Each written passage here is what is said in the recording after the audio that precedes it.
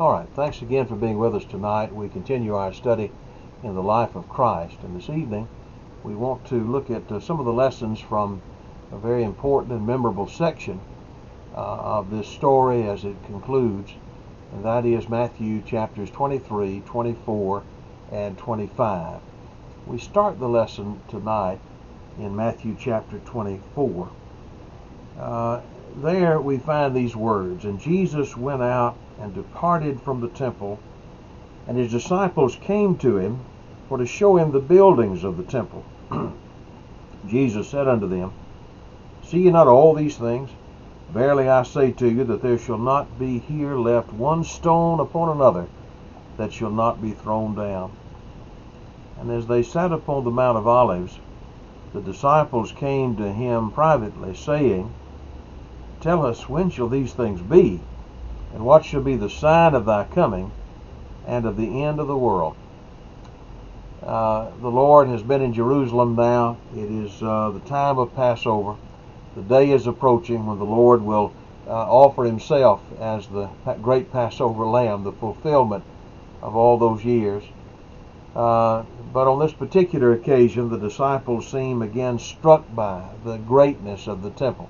What you have here on the chart is one of the many models of the temple that has been constructed through the years. It was a magnificent setup on the Temple Mount. By the time that the Lord was upon the earth and doing his work, this is the temple that Herod had overseen in the building. Solomon's temple long ago had been built and then destroyed, and then a second temple was built, but Herod wanted to, I suppose, ingratiate himself to the Jews, and so he builds this magnificent temple. One ancient writer said that if you'd never seen the temple in Jerusalem, you've never seen a beautiful building. It was just sort of the standard of grandeur, and I don't know that any model really does it justice. But be that as it may, as the disciples were walking by and looking at these magnificent structures, and then the Temple Mount itself, which was this huge, enormous, fortified place with the walls of Jerusalem and these great stones that weighed many tons. They looked at all of this and they said, Isn't this magnificent? Nothing like it. And then Jesus said something that couldn't have been more shocking. He said, time is coming soon, there won't be one stone left upon another. And they must have gotten quiet at that point and wondered about, what does he mean by that? How can this be? So they leave Jerusalem, they go through the Kidron Valley, they go up there to the Mount of Olives, and the disciples couldn't stand it any longer. They said, Now tell us, when shall these things be, the sign of thy coming, the end of the world? To the disciples, that all was one event, no doubt. They thought, well, surely this place is going to stand until the world ends. Actually, that wasn't the case. We're still waiting for the world to end. But that temple that they were so enamored with has been long gone. In fact, there's not been a Jewish temple on that site since the year AD 70. And so we want to start there by thinking about this statement that Jesus made and about the lessons that he intended to teach. In the first place, what the Lord was telling about, he was telling about the coming judgment upon the Jewish nation, symbolized by the destruction of this temple. The temple originally was to house the center of Jewish worship, of the Jewish religion. This is the place where the records were kept. This is the place where the sacrifices were offered, where the great feast, the holy days that annually were kept by the Jews was centered. But the Lord said it would soon be gone. Look with me again in Matthew 24, and this time in verse 21. There shall be great tribulation, such as was not since the beginning of the world to this time, no, nor ever shall be. If you turn back to the 21st chapter of Matthew, we looked at this passage recently where the Lord told the story about these wicked husbandmen, these wicked tenant farmers, we'd say, how they had mistreated and disregarded the will of their master. They had killed his son. What was going to happen to these wicked renters when the owner came back? And of course, even his hearers, even these Jewish enemies said, well, he'll miserably destroy those wicked men and let out his vineyard unto other husbandmen, which shall render him the fruits in their season. And Jesus said, that's exactly right. And you're those wicked husbandmen. He went on to say that the kingdom of God, verse 43 of Matthew 21, the kingdom of God shall be taken from you, and shall be given to a nation bringing forth the fruit thereof. Whosoever shall fall on this stone shall be broken, and on whomsoever it shall fall, it will grind him to powder. We've seen all along in Jesus' teaching this warning that the Lord's patience was running out with Israel, and that the time was short, that it would be soon, that God would bring vengeance upon this nation that not only had disregarded his will and ignored and abused his prophets, but would kill his own son. This event, this story of the destruction of the temple in AD 70 is clearly referred to, hinted at in three of the Gospels, and in numerous places actually, but three times he seems to bring it up rather specifically, that this place will be destroyed. Matthew 24 is probably the most full account of that story. But we don't have a narrative of that event. That whenever it took place, we don't have a New Testament writer, an inspired man, to tell us the details of how it came about. We do have, however, some historical records. This is the first volume. I've got a 4-volume set of the works of Josephus. Now, you may have heard that name before, but you may not really know much about who Josephus was. Well, he was not an inspired man. He wasn't even a Christian. He was a Jew. But he lived in the first century. He lived during the days that we read about in the Gospels and the book of Acts. And this Josephus was a political leader who found himself, when the Jews decided to go to war with Rome, he found himself leading men against the Roman Empire. It was pointless, fruitless effort. And he was captured by the Romans. I'm simplifying the story, but the basic point is that he was taken in, and because he was educated and because he was a man of learning and ability, he found himself to be put into the service of the Romans. He grieved that his countrymen had made the fatal decision to attack Rome and to rebel against Rome. He knew that it was a fruitless effort. And so he wrote in the service of the Roman generals, Vespasian.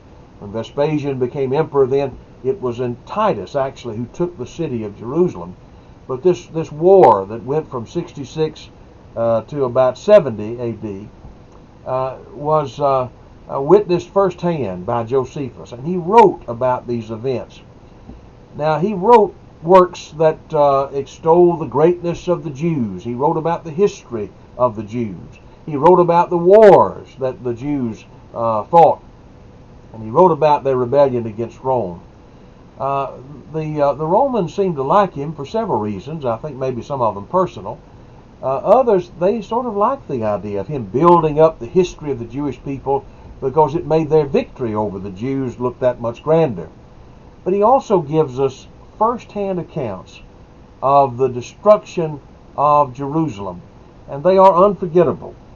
So if you have a copy of Josephus, and actually it's not that hard to get a copy. People used to have copies of Josephus that were serious Bible students, because that history is so useful as a supplement, not an inspired record.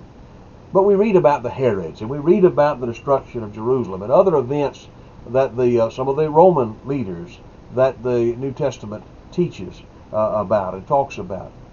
And so when Josephus writes about this seminal event, this tragic, terrible event, it's interesting to me. This is from the Wars of the Jews. This is book 5, chapter 10, section 5. He writes, "It is therefore impossible to go distinctly over every instance of these men's iniquity. I shall therefore speak my mind here at once briefly, that neither did any other city ever suffer such miseries, nor did any age ever breed a generation more fruitful in wickedness than was this from the beginning of the world." That's how he describes the events that took place and the destruction of the Jews and the atrocities that took place around the destruction of the city of Jerusalem in A.D. 70. Not to belabor the point, but I do think there is some value in this. So I'll just mention a few things that he offers. If you're really interested in the subject, you've got a number of pages here in which he goes into some great and gruesome detail about these events. But for example, there were some who tried to flee the city during this siege. The city is put under siege. That means the Roman army surrounds the city. Nobody gets in, nobody can leave. Well, you've got food stored up for a while and water, but after a while that runs out. And then hunger begins to set in. Jerusalem is a fortified city. It'd be difficult to attack it from the outside unless you starve people to the point that they are weak. And then you'll be able to breach the walls, attack the walls with more security. So for months, the Jews were caught up in this city. And we find that those who tried to escape and were caught by the Romans were treated with great cruelty. Josephus talks about how that those Jews who tried to escape and were caught by the Romans were first whipped and then tormented with all sorts of tortures before they died, and then they were crucified before the wall of the city. This miserable procedure made Titus greatly pity them, while they caught every day 500 Jews. Josephus claims that hundreds of Jews. Now you've got to remember, there might have been 2 million people in the city at this time. It was crammed full. So several hundred could be captured and killed without noticing much difference in the population. But how terrible for them. Now he goes on, Josephus takes up for his Roman friends now, and he does explain that the main reason why he did not forbid the cruelty was that he hoped the Jews would perhaps yield at the sight out of fear, lest they themselves afterward be liable to the same cruel treatment. So those soldiers, out of the wrath and hatred they bore the Jews, nailed those they caught one after one way, another after another, to the crosses, by way of jest. And when their multitude was so great that room was wanting for crosses, and crosses wanting for bodies. So there were just more people to be crucified than they had the wood and the space to execute in that way. It tells you something about the horrors going on outside the city. Well, it was no better within the city. In fact, it might have been worse if that's possible. You got to imagine a city now cooped up, and you have within this city a criminal element, gang leaders, men who are determined to take what food might be left in the city for themselves, and so they just go through roving bands, going through the city, preying upon the weak, finding someone they thought they had food, breaking into their house, stealing it from them. He talks about taking it from the very mouths of old men and old women. He also points out how that the natural affection was lost, and after a while, as people became crazed by hunger, that mothers would be hardened toward their children, and so on. It's quite a bit of gruesome detail that I don't know that we'll get into, but at any rate, he talks about how that there were among these gangs invented methods, terrible methods of torture, torment, to discover where any food was. And And I won't describe as he does some of those means of torture, but they are pretty disgusting. To try to get somebody to confess, to show where they might know where food was, that they might be able to steal it from them. And that went on, as I said, for weeks and months. We also read about, Josephus tells us about some who, as the time grew longer, decided to escape, and a few of them made their way somehow past the Romans and out of the city, but they fell into the hands of the Arabians. And in that regard, over in the 13th chapter of the book of fifth book of the Wars of the Jews, he points out how that these deserters commonly would swallow their valuables, gold pieces, for example. And there was a lot of gold in Jerusalem at this time, and that was known to those without. And so he says, the multitude of the Arabians with the Syrians cut up those that came as suppliants, and searched their bellies. Nor does it seem to me that any misery befell the Jews that was more terrible than this, since in one night's time about 2,000 of these deserters were thus dissected. There was death without, there was death within, there was death if you could get past the Romans. And by the time the city fell, this is all leading up to the fall, but by the time the walls were breached and the city fell, Josephus says that the city, the streets literally ran with blood. That the altar of the Lord was a gathering place covered with bodies.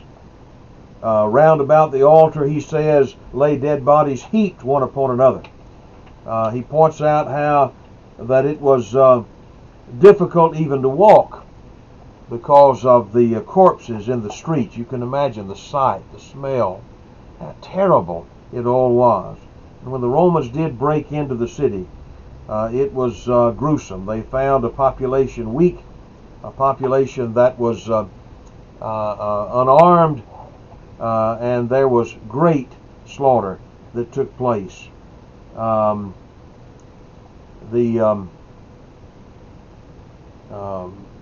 We find the fire was set. The great temple was burned and pulled down and destroyed. In fact, Josephus, in summing up the events, points out that after the destruction of the inner city, the outer city likewise was destroyed, and the Romans set fire to the extreme parts of the city, he writes, and burnt them down and entirely demolished its walls. We could go on, believe it or not. That's probably not a tenth of the things that Josephus has to say about this terrible destruction. Let me go back to what the Lord said. He said it was a destruction, terrible, great tribulation, such as was not since the beginning of the world to this time, no, nor ever shall be. But this is not arbitrary. This isn't just happenstance. This is not bad luck. Remember again, we'll go back and read a portion of the, get this thing to work here, the portion of Matthew chapter 23. There we go, Matthew chapter 23 is what I'm looking for. And in verse 33, you serpents, you generation of vipers, how can you escape the damnation of hell? Wherefore, behold, I send unto you prophets, and wise men, and scribes, and some of them ye shall kill and crucify, and some of them ye shall scourge in your synagogues, and persecute them from city to city. Notice, that upon you may come all the righteous blood shed upon the earth, from the blood of righteous Abel to the blood of Zachariah, the son of Berechiah, whom ye slew between the temple and the altar. Verily I say unto you, all these things shall come upon this generation.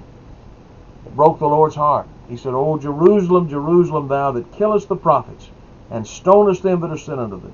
How often would I have gathered thy children together, even as a hen gathers her chickens under her wings, but you would not. Behold, your house is left unto you desolate. And then he says in verse 39, For I say unto you, ye shall not see me henceforth until ye shall say, Blessed is he that cometh in the name of the Lord. What does he mean by that last expression? Let's take a minute to talk about that. I don't think that has anything to do with their praising him as he entered the city on the what we call the triumphal entry. That had already taken place by this point. This is actually a quotation. It goes back to the Psalms.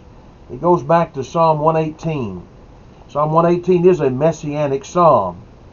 Psalm 118 in verse 22 reads, The stone which the builders refused is become the head of the corner. This is the Lord's doing. It is marvelous in our eyes. And then in verse 26, Blessed is he that comes in the name of the Lord. We have blessed you out of the house of the Lord. The psalmist is talking about the coming of the Messiah. It was the Lord's doing. It was a marvel. It was not what men expected. But for those who have the humility to accept this plan and to accept this Savior, they have the humility to say, Blessed is he that comes in the name of the Lord. They would be blessed. Earlier in this psalm, in Psalm 118 and verse 8, it is better to trust in the Lord than to put confidence in men. It's better to trust in the Lord than to put confidence in princes. And for those who would humble themselves and put trust in Jesus, they would find a blessing. That, I think, is what the Lord's referring to here amongst all this bad news. What he's saying is that your house is desolate, that Judaism has fulfilled its purpose, and that those who stubbornly held to it and refused the Savior would be destroyed. They would be rejected by God.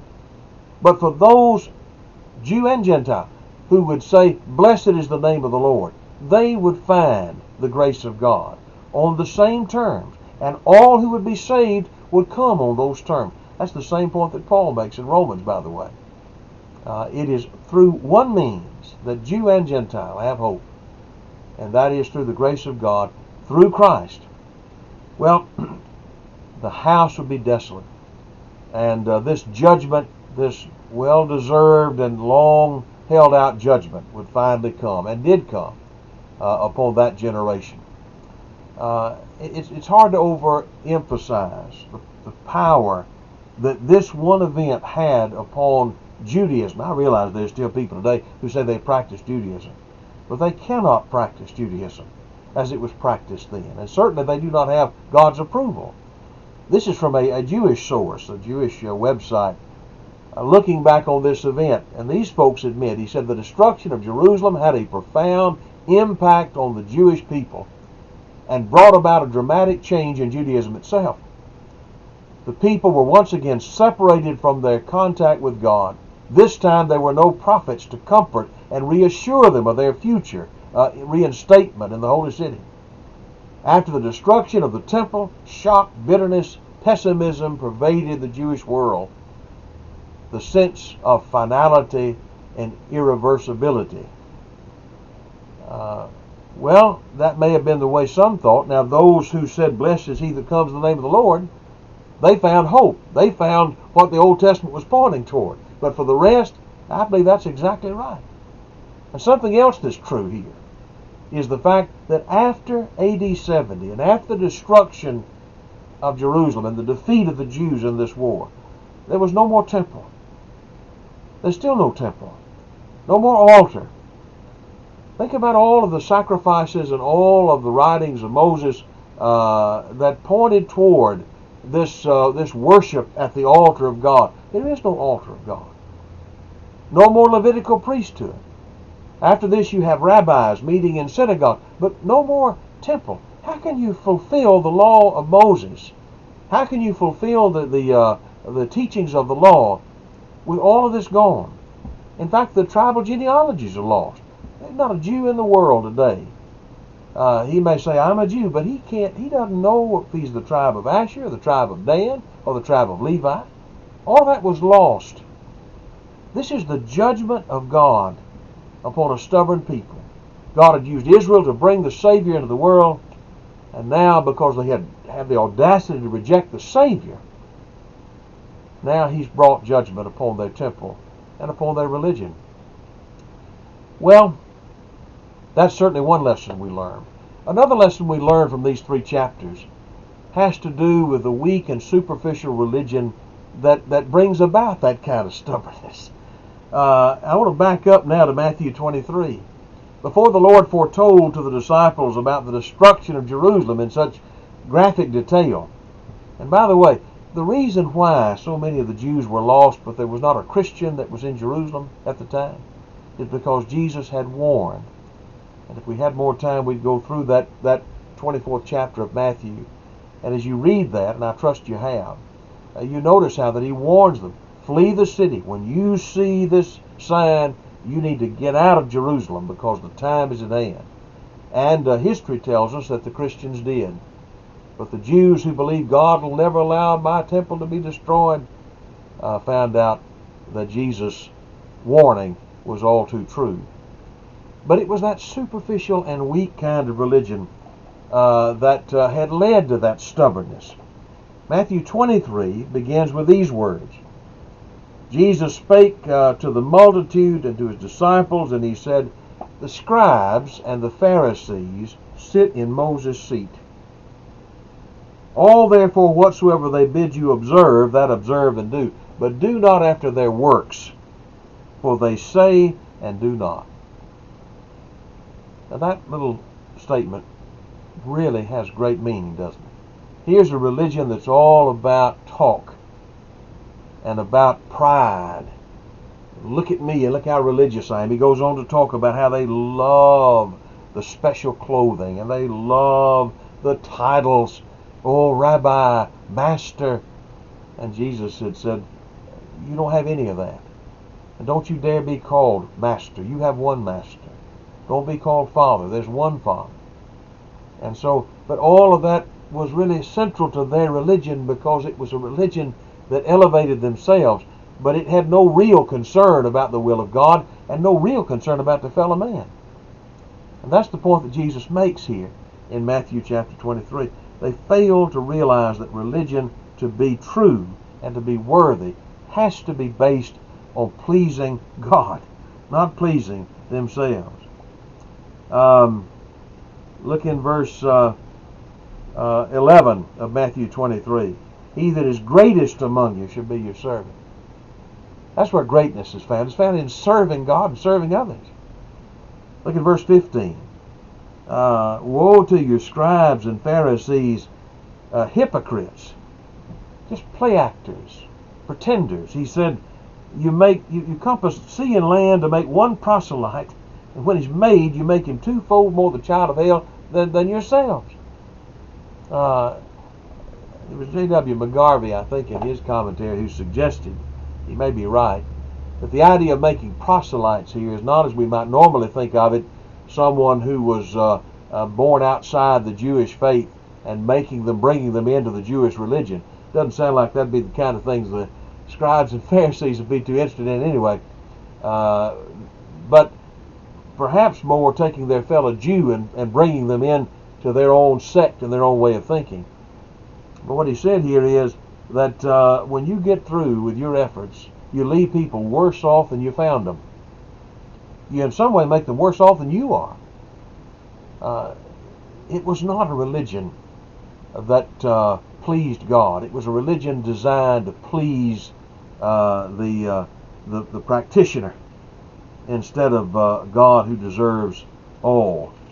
So he goes through a laundry list here of violations of the will of God, all within the boundaries of their religion. Now, when you preach that kind of message and you make people believe it, you're leading people away from God, not to Him. It reminds me of something we read earlier in our studies in Matthew chapter 16. Jesus at one point said to His disciples, "Take heed and beware of the leaven of the Pharisees and the Sadducees." And of course, you remember the setting there. They thought, well, that's because we didn't take any bread. He said leaven. He must be fussing at us because we forgot to take bread today. Jesus said, I don't need your bread. That's not what I'm talking about. And later on they realized He was talking about the doctrine of the Pharisees and Sadducees, their influence. Let me say this to you young guys. If the world stands, if the Lord wills, you're going to find that more and more people are angry about religion. Being religious has never been less popular than it is today. No time in my lifetime. And people, many of them, look down on it with anger. I think that's shocking to us. But one thing that we have to remember is that those people who have those attitudes, likely all they know about Christianity is the kind of superficial and self-serving work that we see popularized today by televangelists and other types of things. If that's all I knew about Christianity, if I thought that was Christianity, I'd be sort of down on it too. But of course that's not the case. And that's something to keep in mind here. What we've got to do is to live and teach and show something better. We've got to show the world what real hope looks like, what real service looks like, what real reverence looks like. And that's our job. But a weak, superficial religion will not help the world. It'll just help it in the wrong direction. I think it's also interesting to look at this teaching and to think about the effects of temporal judgments. You think about God bringing judgment upon Jerusalem. That's an earthly judgment, no doubt. God said, I'm going to destroy the city. I'm going to use the Romans to destroy the city. And he did punish the wicked. And he did use the ungodly to punish the ungodly. In the book of Daniel, the 9th chapter, there's a great prophecy here that deserves a lot more time. But in this great picture of the 70 weeks, Daniel, hundreds of years before Christ came, saw the coming of the Messiah. He saw the Messiah be cut off, and he saw God bringing judgment upon that city that dared to do that work. And he saw the instrument of that being the prince that shall come. We understand that as history was fulfilled, that it was the Roman Empire that was used to destroy the city of Jerusalem. It reminds us a little bit of the earlier destruction of the temple. When Solomon's temple was destroyed, it was Babylon that was used to destroy it. And you remember that Habakkuk, the prophet Habakkuk, wrote about that. He was mystified. How can God use these folks? They're worse than the Jews. How can you use these people to punish the Jews? But of course there's a misnomer in that, I think. We think ourselves to be fit to judge who's worse. Well, there's no doubt that the heathen nations had a lot of abominable practices. But I think in the eyes of God, actually, we can make the case from what he chose to do, that it was the Jew who was worse than the heathen. Because the Jew had so many more advantages, so many more opportunities. And so when God used the heathen to punish these rebellious Jews, I don't think he thought of it as the worse punishing the lesser. I think he saw it as very appropriate. But God does do that. He does punish the sinner. And I think he still does in this world. And by the way, we ought to consider the fact that those of us who have been taught the gospel, I'm talking to you, you've grown up in a household where you've been exposed to the truth, you have less excuse than anybody in the world to rebel against God. I think God's patience with you should be less, and with me would be less than with the fellow out here who's never had a chance, never had the opportunities that we've had. With more privilege comes more responsibility.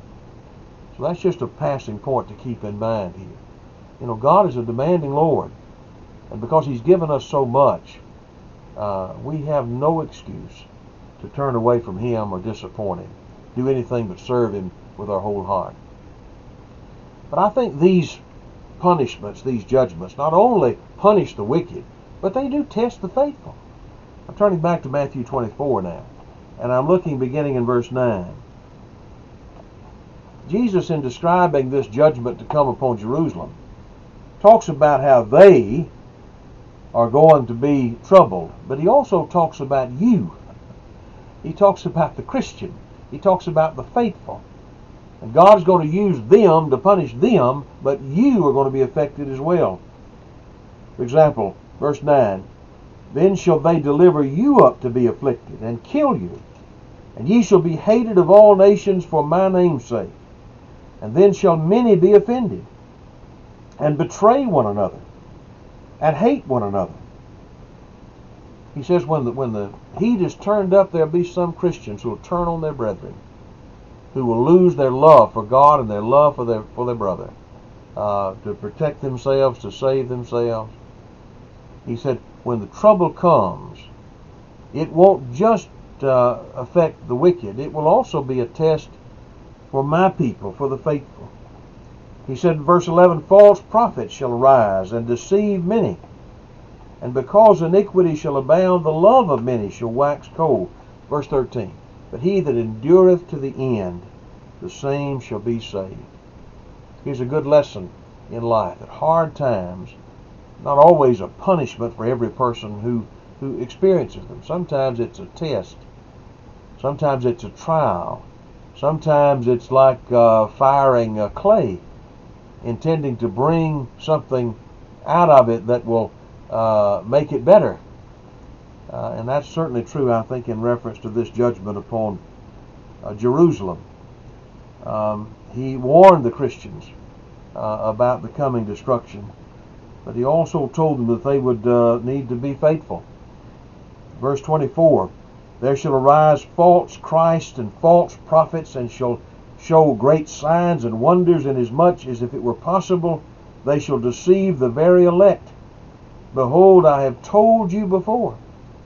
He's warning the elect, the chosen, the faithful. Beware lest you be carried away by these events that take place. And in life, the Lord allows us to face certain troubles and problems, I think with the idea in mind always of making us stronger and better by those experiences. Let me mention one more thing before we close. And that is that so far we've been looking at the disciples' question concerning when shall these things be? The destruction of Jerusalem, not one stone left upon another. And we know when that was. History tells us about when that was. And we know something of the reasons why God did that. But when the disciples added the question, and the end of the world, or the end of the age, if you will, I still cannot help but think that they were looking ahead. They thought that when this building goes down, why, the whole world will go down. That's got to be the last day. No, it wasn't the last day. But I think the Lord did take that question up. Not just about the destruction of Jerusalem, but about the end of the world. There are good students who have different views and ideas about Matthew 24. And I realize the parallel accounts offer some questions. But I think Matthew 24 makes it plain that the Lord, and 25 as well, makes it plain that the Lord here is not just addressing the destruction of Jerusalem in AD 70, but he's talking about events that are yet future, and events that will certainly impact every man. In Matthew 24 and in verse 34, talking about the destruction of the temple, he said, verily I say to you, this generation shall not pass till all these things be fulfilled. It's just nonsensical to me to try to make that mean anything except what it says. That the generation that was hearing him talk, the generation the disciples lived in, that generation would see these things. And they certainly did. It was just 40 years, less than 40 when the war started, 40 years or so when Jerusalem was destroyed, the temple was destroyed. Heaven and earth shall pass away, but my word shall not pass away. But then in verse 36, but of that day and hour knoweth no man, no not the angels of heaven, but my Father only. He had been talking about the destruction of Jerusalem. He had been talking about signs. He had been talking about how that it'll be like a fig tree. When the leaves come, you'll know the time. But then he talks about a day and an hour that no man knows. Only the Father. He talks about it being as sudden as the flood, and as dramatic as if two people were standing there, one accepted, one rejected. It would take people by surprise, as it were. He said, be ready, verse 44. In an hour that you think not, the Son of Man comes. Then he asked the question, who is the faithful and wise servant whom his Lord made ruler over his household to give his meat in due season? Blessed is that servant whom his Lord, when he comes, shall find so doing. Verily I say to you, that he will make him ruler over all his goods. If not, he catches him as playing the hypocrite, he's going to appoint him his place with the hypocrite. But the idea there clearly is the judgment, when God comes to call into account men for the way they've lived. Not a temporal judgment, but a judgment that will include the whole world. And God will judge men based upon how they've served Him. And that goes right into chapter 25. We divide the book, of course, into chapters and verses. But the very next picture here in the 25th chapter of Matthew has to do with the 10 virgins. Interesting story in and of itself about 10 that were selected, privileged really, to wait for the coming of the bridegroom, to be ready to meet him, to greet him, to go in with him to the marriage feast. But 5 were foolish. They didn't prepare. And of course, you know, one person might be able to share oil with another, literally. But in this case, the idea of the oil represents the personal preparation that a person makes. And you know, if I'm not ready to meet God when He comes, your preparation can't help me. You can't share your preparation with me. That's a personal thing. And so it is that there's some ready and some not ready. And those that were ready entered in with the Lord into the marriage, and those that were not cried, Lord, open to us. And He said, I don't know you. Verse 13, watch therefore, for you know neither the day nor the hour when the Son of Man comes. That's not a temporal judgment. That's not the destruction of Jerusalem. That's the end of the world. That's the final judgment. The next story he tells, again, is about a man, a wealthy man, who hands out denominations of money, different amounts according to different abilities. Goes away for a long time. Then when he comes back, he calls those servants into account for how they have used the talents that he gave. And to the man that had the 5 talents, he had gone out and worked and gained 5 more. Well done, good and faithful servant. To the man who had 2 talents given to him, he had gone out and worked with that, and he had gained 2 more. Well done, good and faithful servant. To the man with the 1 talent, who was afraid, he said, and hid that talent, did nothing, he lost everything. Wicked, slothful servant. You knew I was a demanding master, but you did nothing. You did nothing. And the result of that was, cast that unprofitable servant, verse 30, into outer darkness, where there shall be weeping and gnashing of teeth. It's obvious this is the final judgment he's talking about here. So I think both the destruction of Jerusalem is in this context, and also the final judgment. Temporal judgments mirror the ultimate judgment in some way. God may hold a city or a people in account for what they've done. But one day, God's going to call all men into account for the way they've lived. And the last picture in Matthew 25 is just that, of a great throne and all nations gathered before it, verse 32. He'll separate the one from the others. A shepherd divides the sheep from the goats. By the way, there are only two places. When he ends this story, he talks about some that go away into everlasting punishment, but the righteous go into life eternal. No purgatory, no middle ground, no suburbs of heaven, just 2 places. We're fit for one or the other. And that's, to me, a very powerful point. It's also important to note here as well that as the Lord pictures this judgment, so much of it centers around how you treat your fellow man. As you did it to the least of these my brethren, as you served them, you served me. As you failed to serve them, you failed to serve me. That's also a very sobering point. How does the Lord feel about how I use what I've been given, the opportunities, the time, the resources that I have? Would He count me generous? If not, I want to find out now. I don't want to wait till I get to this point and find out that I've been deceiving myself. Anyway, this is a great section, and we've just touched the surface. But I hope this has been useful to you. Matthew 23, 24, and 25. I commend it to you as young students. Learn this section of the Lord's teaching. Maybe really the last formal teaching that Jesus did. And I think He chose it carefully, obviously, and with purpose. And if we'll learn these lessons, I think it'll bless and help all of us. Anyway, again, I thank you so